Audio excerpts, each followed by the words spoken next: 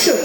এবং আমার আব্বা যিনি সারা জীবন এই দেশের মানুষের সেবা করছেন, রাজনীতি করছেন, আমি একটি কথা পরিষ্কার ভাবে বলতে চাই, আমাদের হাতে মানে ধানের শীষের হাতে আলেম ওলামারা, অত্র এলাকার যে আলেম ওলামারা আছেন, তারা আমার জন্মের পর থেকে আমি দেখছি, গাঁদাকাল থেকে দেখছি, ও আমাদের বাসায় গেছে, সকল মাদ্রাসা মসজিদ সালতা নগরকান্দা যা আছে সবগুলো মাদ্রাসা মসজিদে আমার আব্বা সহযোগিতা করছে, এবং যেসব মন্দির আছে, উপাসনালয় আছে, সেগুলোতে সহযোগিতা করছে। উনি কখনো ধর্মে কখনো উনি বিভেদ করেন নাই, আমিও বিভেদ করি না। আমি মনে করি আমরা মানুষ, সেটাই আমাদের সবচেয়ে বড় পরিচয়।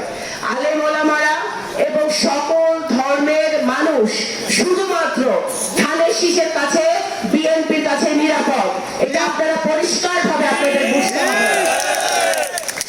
আর কোন দলের কাছে, আর কোন মতের কাছে সকল ধর্ম বর্ণ নির্বিশেষে নিরাপদ না, শুধুমাত্র বিএনপি পারে সবাইকে নিরাপত্তা দিতে, এটা প্রমাণিত। গত বছর অগস্ট মাসে যখন ফ্যাসিবাদের পতনের পরেও এই দেশে, এই মাঠে, এই নগরকান্দায় দুর্গাপূজা হয়েছে, পুরাপাড়া ইউনিয়নে দুর্গাপূজা হয়েছে, কোনো অঘটন কিন্তু ঘটে নাই। আমাদের বিএনপি নেতা কর্মীরা, আমাদের বিএনপির ভাই বোনরা আমাদের সকল পূজা মণ্ডপগুলো সবাইকে সাথে নিয়ে পাহারা দিচ্ছে।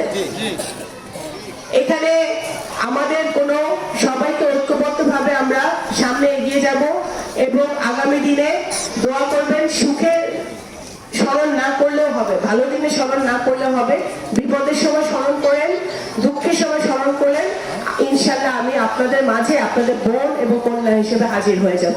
ধন্যবাদ।